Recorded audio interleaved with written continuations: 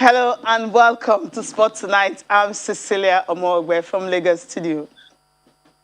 Sporty greetings to you wherever you are in the world watching us. In London, I'm Austin Okonakwan. Today on our World of Sports, everyone, Cecilia, virtually everyone that follows football is talking about Lionel Messi. And I sat down for a minute and I thought about it. Messi is 34. Did you see the excitement in Paris? Paris hasn't been the same since yesterday. What a story. The relevance of Messi in world football, even after giving 21 years to Barcelona and 34 years old. Wow, wow, wow. And then you want to count the numbers of goals that he scored, the appearances that he made, about 672 goals in 790-something appearances. Then it tells you that a 70-year professional career were all spent at Barcelona. And right now, this man, why everyone was thinking Barcelona is going to come up with maybe another deal to try to keep him, he's already in Paris and he's expected to sign a 2-year contract. So he's already in the hotel, and maybe tonight we'll know if he's going to sign that 2-year contract tonight or maybe tomorrow morning, because it's expected to be unveiled tomorrow morning. Austin, as you mentioned, the fans around, everyone coming out to welcome Messi. It's like end of an era and another one beginning for PSG. I don't really envy those clubs that will be playing against PSG this season, Austin. Neymar, Mbappe, Messi, Sergio Ramos at the back. If you take a look at PSG team right now, it's more like FIFA. When you're trying to select... When they signed Donnarumma, we're like, wow, they've got a fantastic goalkeeper. And now they have Messi. And look at the fans, Cecilia. Just look, he has not laced his boots. And these fans can no longer control themselves. Look, I was just trying to say, Messi isn't 19, 20, he's not 25, he's not 30, he's 34. And the expectations, no contest. It has gone to show that Messi is a demigod in world football. This has shown that if he can pull this sort of levels, and look, he's just going to be there and be himself. But for Paris Saint-Germain, this is beyond signing a deal. This will do a lot to the French Ligue 1. It will do a lot to 360-degree branding. You just wait for his jersey to go on sale, Cecilia. Just wait. You wait for it. It's no longer the Farmers League right now because Messi is in town. We're not going to be doing all the talking alone because Kende Idris is right here in Lagos Studio. Kende, it's good to have you join me. It's good to be here, and it's good to see you again. I saw you off air, and I was saying it's been a long, long while. Just to be, at the very bright time of the day that we get to see, which is in the morning. But it's good to have you here, and also, alongside Austin right there. And you're talking Messi, and I was saying to some colleague, I said, I never believe at this time that from my mouth I'll be saying Messi is no more a Barcelona player. That will be writing scripts that has to do with Messi leaving Barcelona for another European club. I thought from here it's back to South America with the new old boys to help raise money and awareness for the club. But her reality is our reality. We're here. And for the Paris fans, I guess if Messi was to sign for Yimba, I wouldn't be able to hold myself back to because this is massive. Yeah. Yes, you mentioned his age, but definitely this man, with what he did last season, getting the Pichichi in the La Liga, this man still got a lot in his tank, and they want to see that.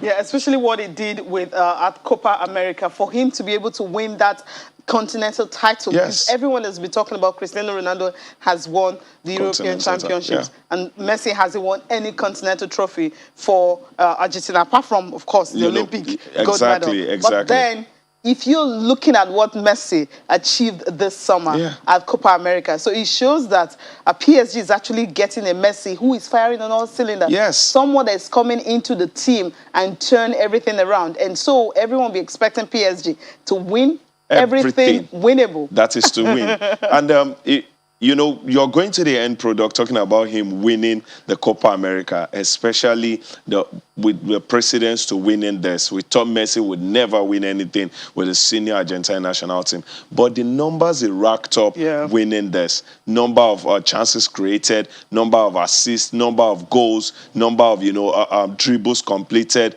I think everything was just so exemplary for Lionel Messi. It seemed like he was playing a competition of his life, and he got the crown by winning, the Copa America eventually. And like I was looking, next year is World Cup. We might say Messi still firing on all cylinder at this level. Maybe in back-to-back years, he will just do the double for Argentina national team. That's a tough one, Austin. If that's going to be possible. With what we're seeing, Yeah. with what we're seeing with the magic of Messi, never say never. And Cecilia and Kende, I've been in a chat room where when Messi won the Copa America with Argentina, his fans started. Yeah, you guys said that Cristiano Ronaldo won Euros. Yeah, we won Copa America now. And they started saying then that Messi might even go on to win the World Cup before Cristiano Ronaldo. What they forget, that's why I'm always reminding people about his age so that we can just lower our expectations, because he knows he's not getting younger. But then, Cecilia, if you look at the excitement right there at PSG, it just goes to show that, look, it's all love. And then in that chat room, Cristiano Ronaldo fans started saying, let's see what he's going to do in PSG. And the Messi fans started saying, did Cristiano Ronaldo get this sort of reception when he signed for Juve in Italy? So you see, these fans, the conversation will continue and this banter will not stop. So let's take the discussion to Paris, where Babatunde Ojera is standing by. He's seen everything that has happened. He probably saw Messi when he was waving. So let's go to Paris. Babatunde, good to have you on Sports Tonight. Hi, good evening, Austin. How close were you to Messi? Did you see him wave? No, I didn't see him wave because I was at Parc des Princes because I knew they will actually bring him to Parc des Princes at some point. So I was there. I just got home like a couple of minutes ago. I was at Parc des Princes, hoping to see him. I will see him before leaving. I'm coming back home to join you guys this evening. Awesome. Thank you so much for joining us. Let's talk about what Lionel Messi can bring to this PSG side. They didn't win the French Ligue 1 title last season with the star-studded team that they have. They have Messi now, and I'm saying to myself, at 34, does he need to go through any form of pressure? I don't think so. Messi has got nothing to prove to anyone. Messi coming to Ligue 1 is not just a blessing to Ligue 1 itself alone. It's a blessing to the country. I mean, Messi is going to become the best player to ever play for the French Ligue 1. No pressure on him. The statistics are there. The stats are there to tell us this man is a demigod, like you rightly said earlier, coming to perform magic. Upon the Prince in the city of love, we'll be having beautiful football in our city. So I don't think there will be any pressure on it. I agree, and it's so massive. Let me tell you, I have friends and colleagues in London who flew to Paris. Some used train just to see this. How big, when you look at how the branding of the French Ligue 1 is compared to the English Premier League and the Spanish La Liga, this Messi's movement, what's it going to do to the French Ligue 1? I mean, it's going to do a lot from the ticket sales to the endorsements to jerseys. And a while ago, I saw some pictures of him on number 30. I'm not sure about that yet, but the picture has been trending online about Messi putting on number 30. Apparently, that was the jersey number he was putting on before he got the number 10 jersey in Barcelona. But now he's putting on number 30 jersey. It's already going out there. I was at Parc des Princes and we saw the, the boutique opposite the stadium. People were already getting merchandise. Not even for Messi yet, not even his number yet. People were pouring out. I mean, the noise there was deafening. I could not even hear myself. So that tells you a lot about Messi. And the rival teams are also welcoming Messi. That tells you how big and what he's bringing to the French league. Cecilia is standing by in Lagos. Interesting there, because you just mentioned the fact that it's going to bring a whole lot to the French League. Now, we all know that the French League is referred to as the Farmers' League. Will this change because of Messi? With that, Cecilia, stop calling us the Farmers' League. We are not the Farmers' League. We are not. Yeah, with Messi, I mean, it's now a star-studded team. When you have, we have the likes of Madrid icon, or a Madrid legend, let me use that word, and the Barcelona icon playing together in a team. I mean, this will bring a whole lot to the French league. Yeah, the Farmers' League, like you said, but not the Farmers' League. It will bring a lot of attention. People want to come in. I was speaking with a Super Eagles player earlier today, and he said to me that the moment they saw Messi arriving, people were already buying the club his club, how will I put it down? The club manager told him people are already buying tickets for their game against PSG that is happening in 3-4 months from now. That's to tell you what Messi is bringing. Now imagine what PSG will be getting from the tickets and everything. It's a whole lot. And not because I'm based in Paris. I'm happy that Messi is in Paris. He's going to be, putting on the colors of PSG maybe in the next 4 days where they'll be playing against Strasbourg. Okay, interesting. Now, PSG seems to have all the best players in France. So we're going to be looking at a league whereby it's just one against the others. You're right. Let's use the word FIFA cheats, where you have cheat mode. It's good, but last season, let's also look at it from this angle. Last season, they struggled against Lille, probably because it's Pochettino's first season. They struggled against Lille, and Lille they've shown how capable they are when to take the fight to PSG. They played the Coupe de France final last week. Lille also won. So that tells you it's not a one-sided team anymore. We've got Lille. We've got the former coach of Lille now. He's no more there. He's now in Nice. Gautier. So a lot of people are coming up. A lot of teams are coming up. Monaco is there. We've got Monaco also, where they have the Croatian Gaffa is doing well. They've won they qualified for Champions League. They're doing well as well. And of course, Paris have got their best rival when it comes to the French league, Olympique de Marseille. It's going to be a tough season and a long season for PSG this year. Obviously, it's going to be that. Let's do some reality check now, because I looked at that PSG side and I still wonder how they didn't win the league title last season. Is Messi going to be the difference this season? He will. Because, last season they struggled because Pochettino is yet to actually understand the French league. And who can say could be in his first season, he's still trying to go around. Yeah, they've got the star-studded team, like you rightly said, but sometimes it's not about you assembling the team. It's all about you knowing how to, use this team. We saw what happened with Frank Lampard when Chelsea have to let him go. The same team, Tuchel came in and, same team won the Champions League. So I think Pochettino is just trying to get into the team and understand them very well. And as an Argentine, Messi coming in will also give him, this freedom and this. It will also boost his. It will bring out his efforts to make them do well. So I believe they will do well. Abatunde, I've been close to superstars, playing football, and I know ego is a big problem. Let's talk about Messi coming to this team that's got Mbappe, that's got Neymar, Di Maria, the star boys of the team before, and suddenly they are watching on TV now that the new sheriff in town is getting out of love. Don't you think that might in somewhere be a problem? I don't think so. Neymar played with Messi. Neymar played with him. Di Maria has played with him. It's only Mbappe, and there's a sort of romance between Mbappe and Neymar. So if Mbappe sees how, the way Neymar is reveling this Messi, and take it or leave it, Messi is a demigod, like you rightly said.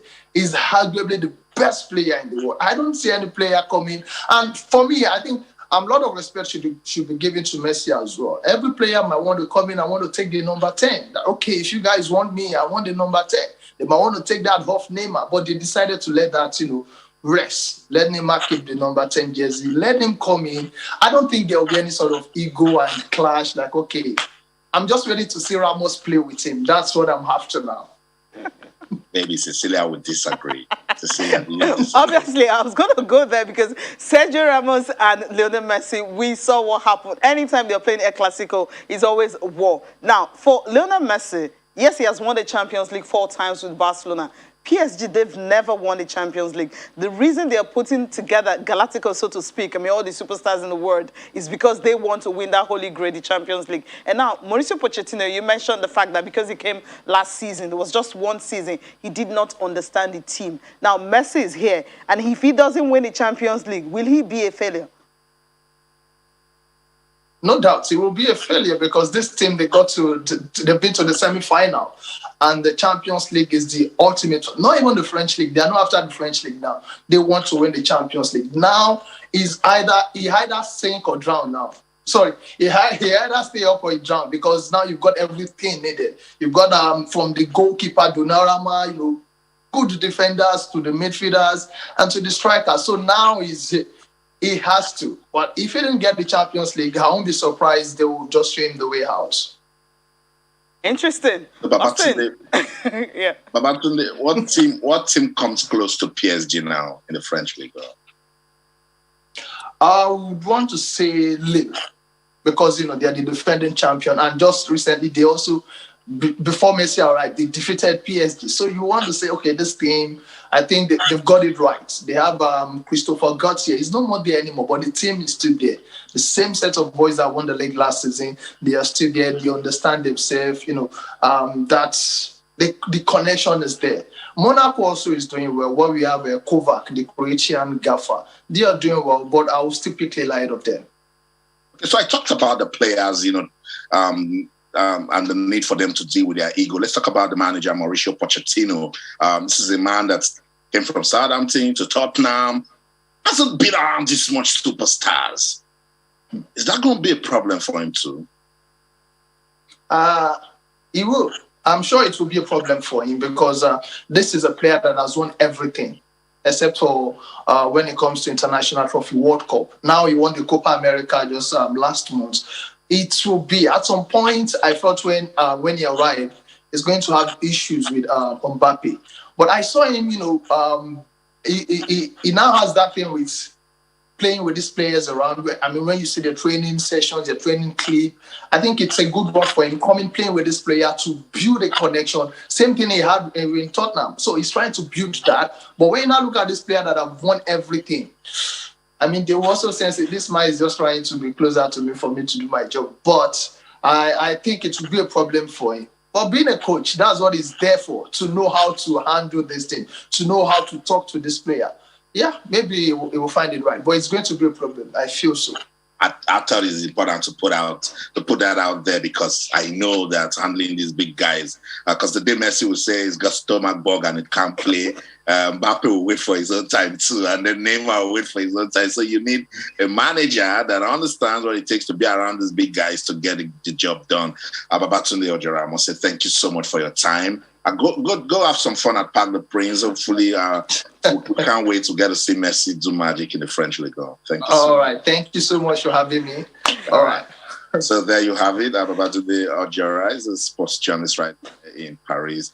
That city will never be the same again with Messi's arrival. Let's go back to Lagos, Cecilia. I'm sure Kehinde is itching to talk about, because I wanted to really put it out there about the ego among players, and I know that it's not going to be easy with Messi joining that fray at PSG now.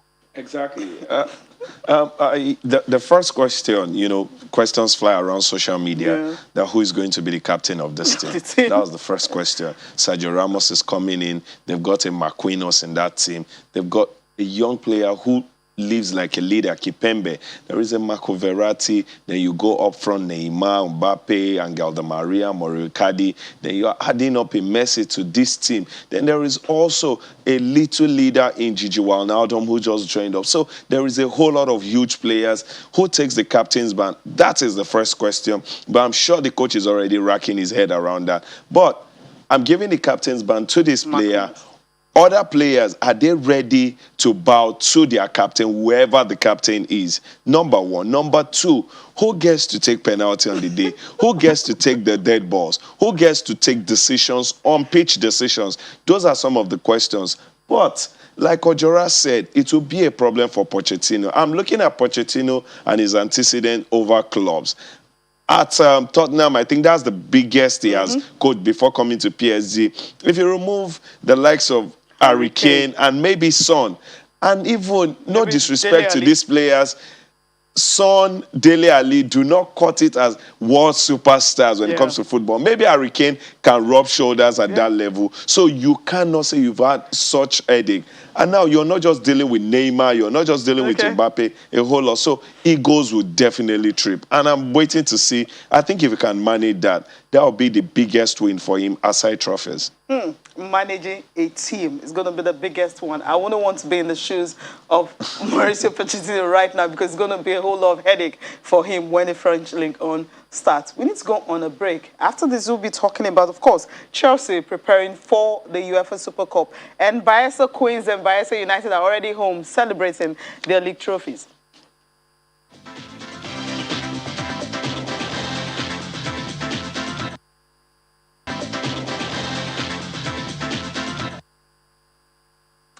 All right, the UEFA Super Cup is going to be tomorrow night, and for Thomas Tuchel, he's trying as much as possible to see how he can give every player, every player, an opportunity to play against Villarreal in Belfast. Yeah, exactly. They got a boost earlier today where Gerard Moreno put pen to paper for another, contract extension, 6 years. So he's staying up until 2027. He's the biggest product for them. Maybe our own brother, Samuel Chukwueze, is another hot property, but he won't be playing because he's out injured. Gerard Moreno joining up with the team, definitely a boost. And if you understand this man so well, Unai Emery is shown to everybody that never write him off. He was saying in his press briefing, yes, we're the underdogs playing Manchester United. Everything went to Manchester United winning, and we shocked them. So Chelsea should also be aware, but no disrespect to a fantastic team. And they are looking to be named, in quotes now, the best team probably in the world. Because if the UEFA Champions League is termed as the best club football in the world, and Chelsea is the winner, if you go ahead and beat Chelsea, then you can be said to be the best team in the world. So it's a tasty one. And I'm waiting to just see. It seemed like the first game really to see what these teams have been doing over the rest period. And if it goes well for any of the team, then it seemed they just picked up from where they left off last season.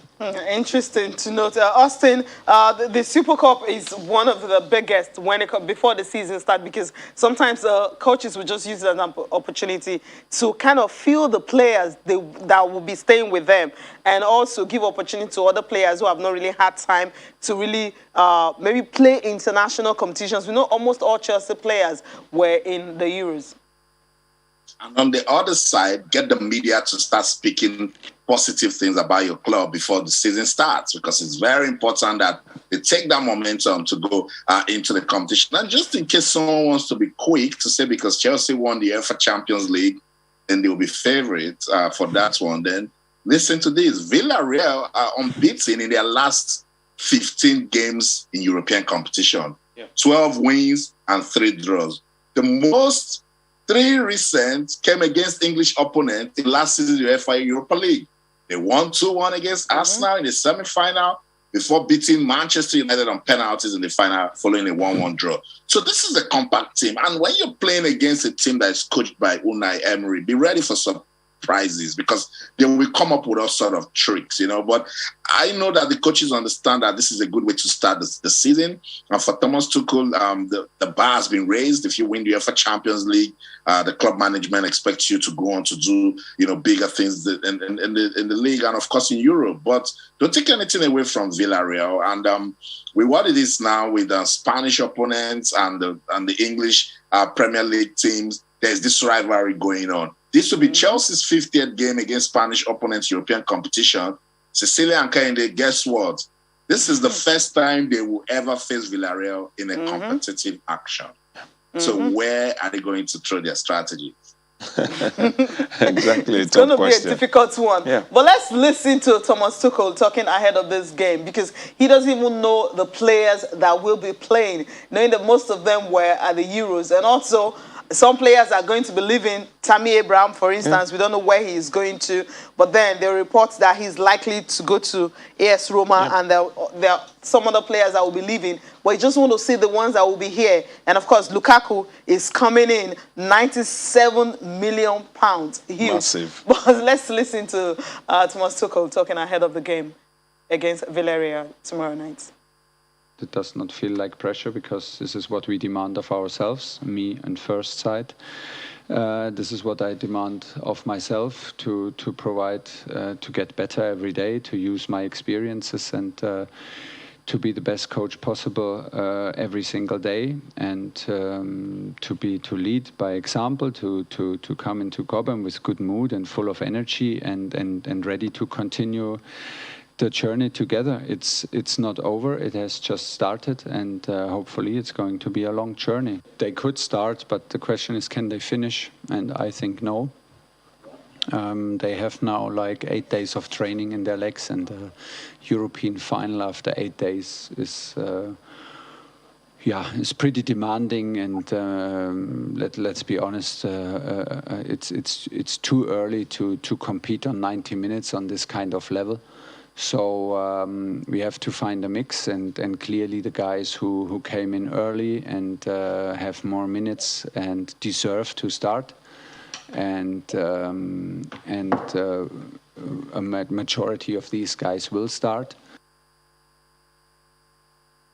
Obviously, majority of them will start, but he has not really finalized the players that will be starting. Yeah. That's a whole lot of headache for him. That's a whole lot of headache. And you don't want to be in his shoes right now, where you understand how well these players have played a lot of games, and they might just be heavy going into this one. And you still want to stamp your authority. It's the UEFA Super Cup. It's like claiming who owns Europe, really. There are two competitions, and whoever takes this game would stake claim to, I own Europe, fully. So he wants to do that, and also be mindful of how well, these players are fit for this game.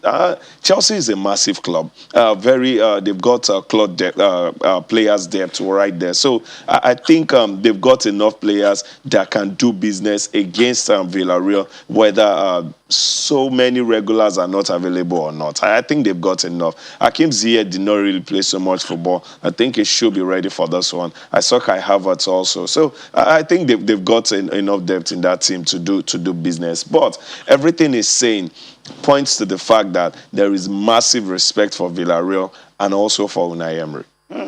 Who is going to be the match winner on the day? It will be hard. Is it going to be Hakim Ziyech or maybe Timo Werner, who most times you really can rely on him? Austin, Timo Werner coming to Chelsea, he hasn't really hit the ground running, especially with this series of misses. And Lukaku now coming in is going to be their natural number 9. So it simply means that Timo Werner, maybe the pressure on him right now will be less.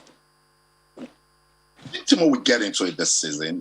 Last season I caught a lot of slack for some players because they were dealing with a lot of things psychologically. It wasn't easy. With that season, I kept telling you guys that the world was reshuffled because of COVID-19. Yeah. And so persons need to really understand that they were playing football, competitive football, in a pandemic. So I think they'll get into it now. You've won the UEFA Champions League. Everyone's talking about it. They see the sort of money that the club wants to roll out for Romelu Lukaku, and so competition will get stiffer. And at this point, it's either you perform or they put you to the side and wait for January to come, so they ship you out of the club. So it's going to be a different ball game this season. I totally believe in the quality of Timo Werner. It's just something about it that I like. Maybe Thomas Tuchel needs to understand how to use him. Maybe play the role of a joker.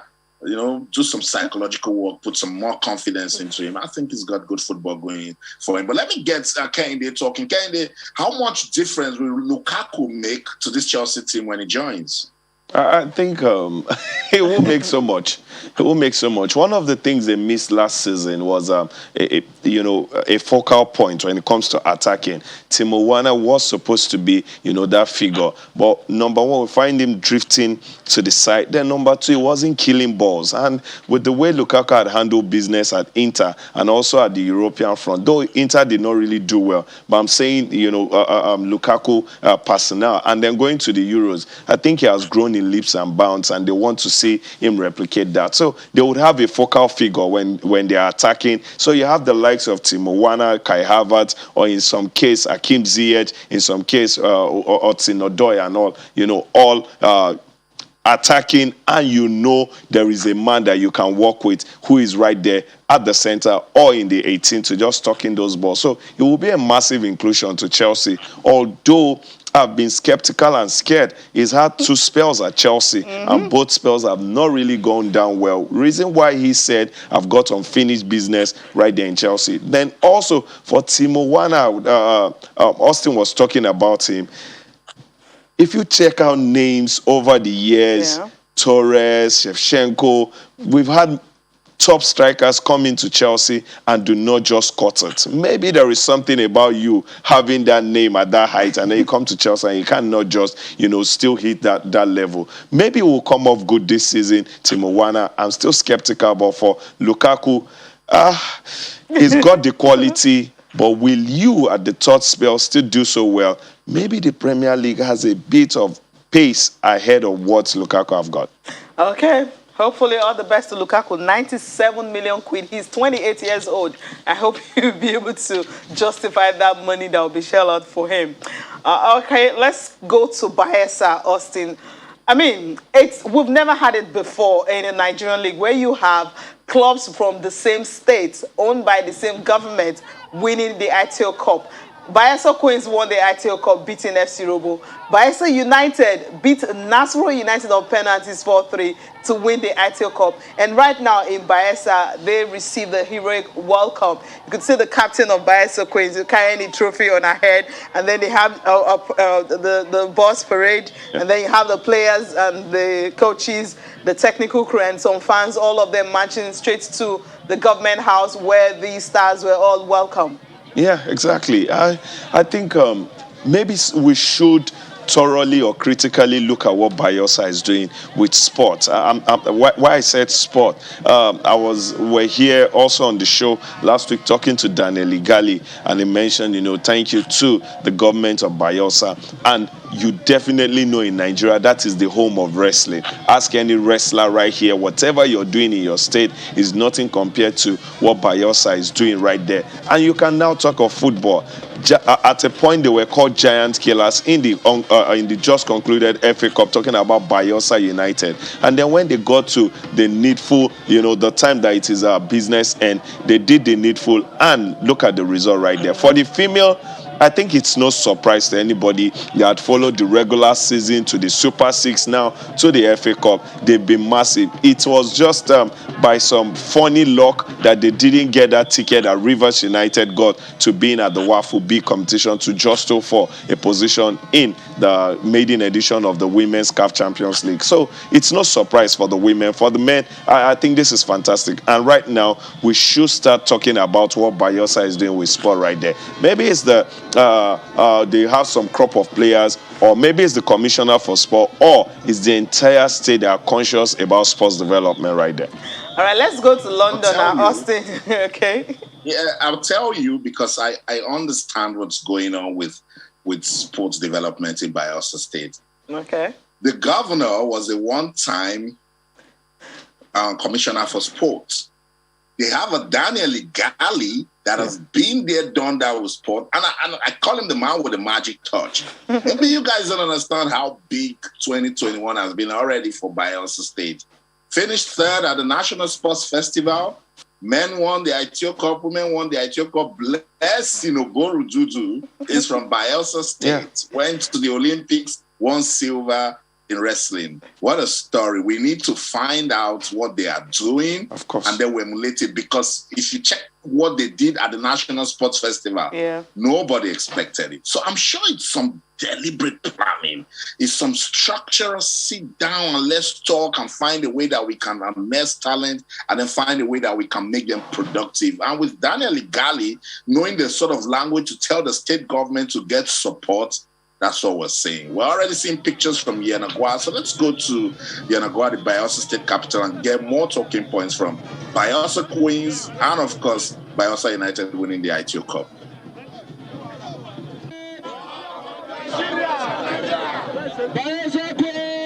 So what I want to say is that he has sent me to tell you people, especially all Bayelsans, we want to thank you for your prayers. We want to thank you for the support. Since we came into the town from Igbogene, people have been lining up the road for us. Is it not so?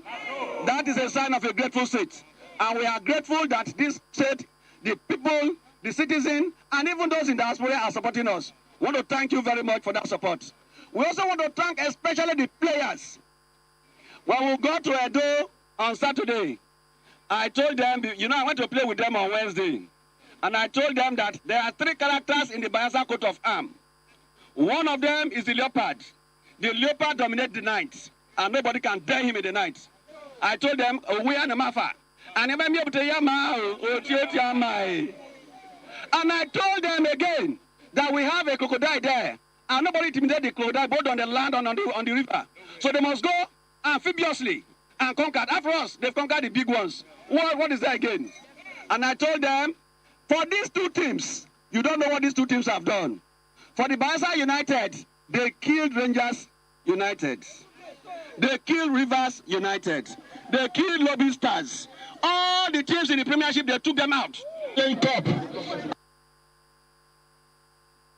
Okay, that's quite funny, right, Austin? I mean, he took out all the Premier League team. Now, the question I've been asking everyone is, we know that club licensing did not apply to NNL clubs when Nigeria Professional Football, when NPFL, LMC, and NFF were trying as much as possible to make all the clubs professional. Now, if that's the situation, will they be able to meet up before the CAF Confederation Cup starts?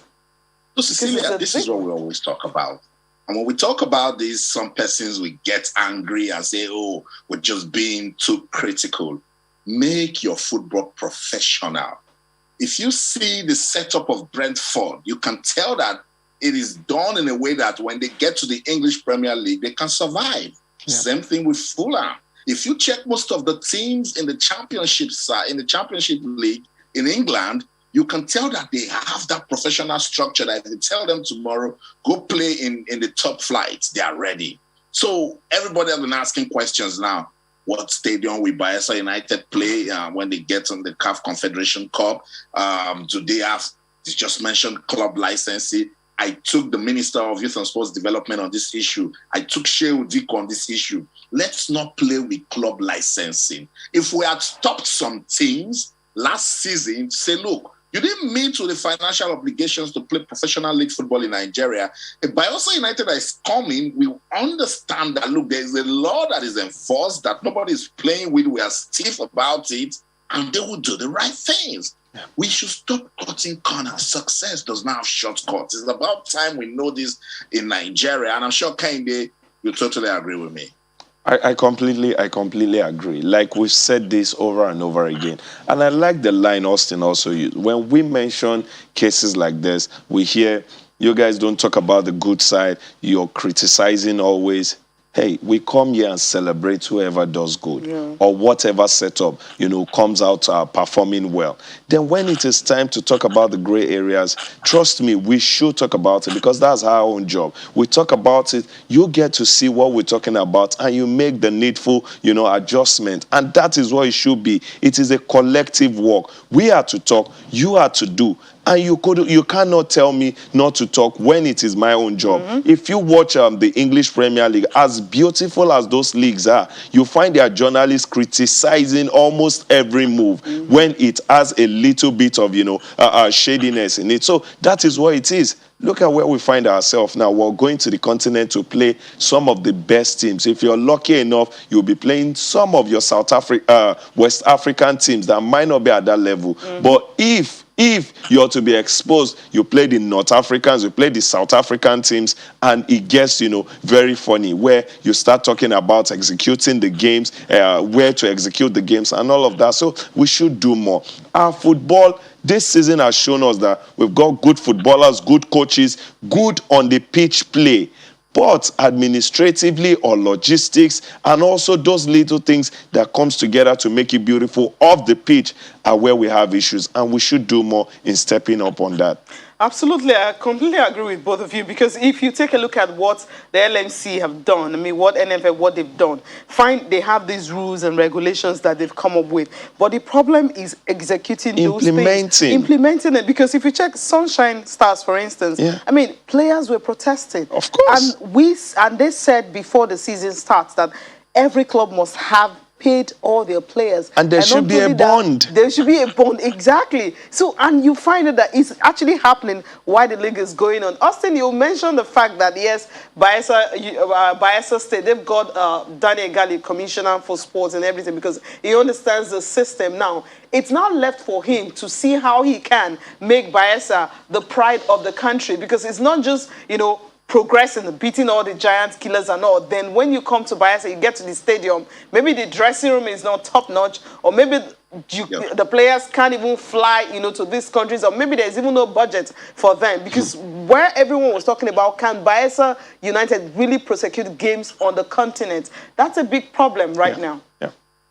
He must find a way out of it, But then I'm sure he understands that the problems are just so huge. Because Cecilia, I keep saying that we don't build systems. We need to build. If Daniel Igali had come there and he met a working system, he would only just consolidate on it or make it better. See his career, for instance, when he wasn't doing so well with his wrestling. When he got to Canada, he said, no, don't rush. Your problem is that you lack competitions. So they gave him enough competitions. And he told me that when he was fighting the guy before the Olympics to win gold, he was meeting the guy for about the 9th time. Yeah. Systems. They prepared him. So if you look at Bayelsa State now, he can only come, talk to persons that he can't, and say, look, we are going to play continental football. We need to get it done.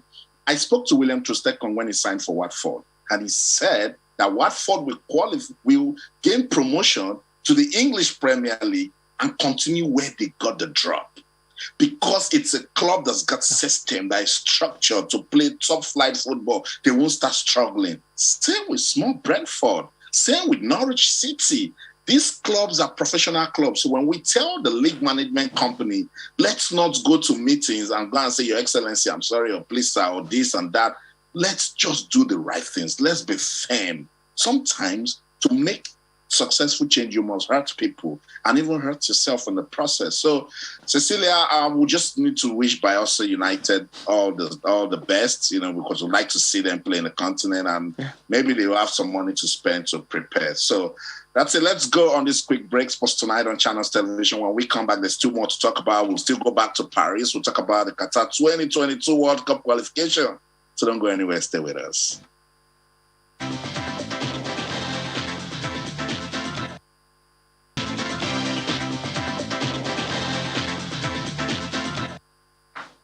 All right, time to talk about the 2022 World Cup. And for Nigeria, that's Super Eagles of Nigeria, there is no negotiation. They just have to qualify for the World Cup. And that was one of the things that the Nigeria Football Federation talked about when the Congress was held in Benin City. Yeah, exactly. I think our football has gotten to a level where at this point we should be talking about how would get to qualify and execute Qatar 2022. No disrespect to teams, that we'll be playing against. But at a point, Nigeria was ranked as high as 4th or 5th team in the world. That is how well, we've performed in the past. And then we went through the downward spiral where it seemed like we've lost our way completely.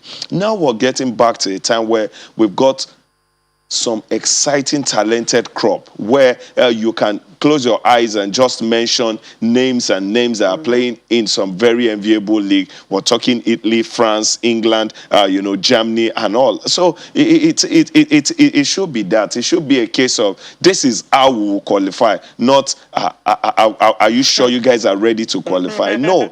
But it is where we find ourselves. We should do the needful. All of these guys are ready to play. Get them in. There are so many guys. Hey, maybe we have gotten to the time where we should forget about this.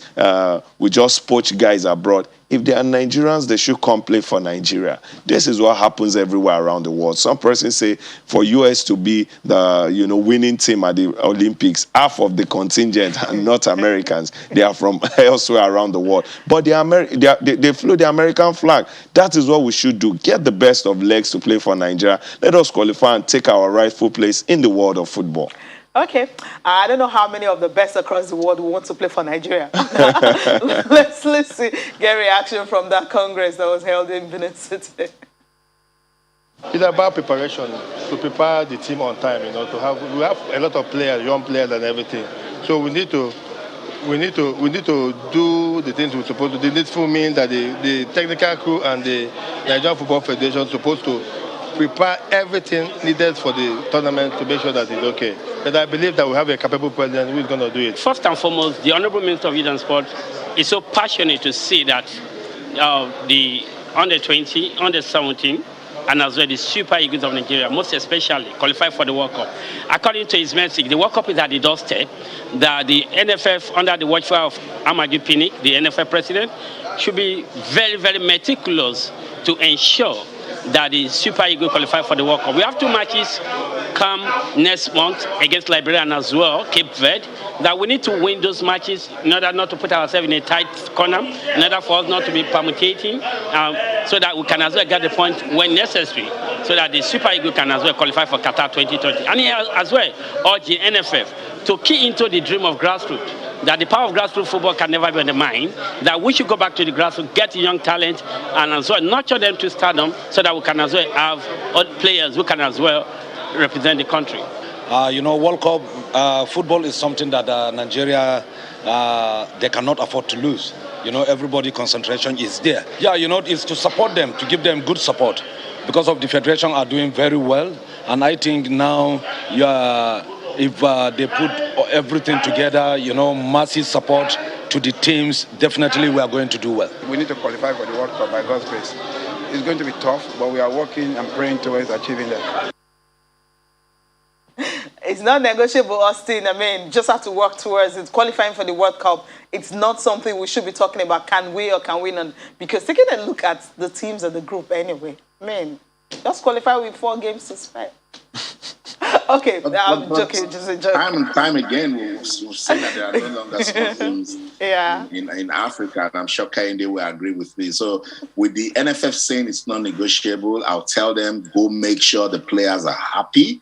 We know some of the news about unpaid wages. Some players are aggrieved. Go back now and find a way to bring them together, because this is a big project. Nigerians are still trying to understand why we didn't have either the male or the female team at the Olympics. So I'll push it to Kehinde. I'm a presenter on this show. I say, Kehinde, what must the NFF do to ensure that the players are fine and in the right frame of mind for this World Cup qualification? I think I'll say the same thing I said concerning the preparation for the next Olympics, Paris 2024. Cecilia, it's simple. Austin, the administrator should understand something very, very simple. Mm-hmm. As the athletes, the players are preparing for these competitions, they should also be preparing for these competitions. Every day, the athletes wake every morning, go is either to the gym, to the pitch, to the court, get your preparations, check your dieting and all of that, check every of your business. The administrator should also be doing that. Not sit in your offices comfortable and ask, hope the athletes are coming, they hope they've trained. It's not.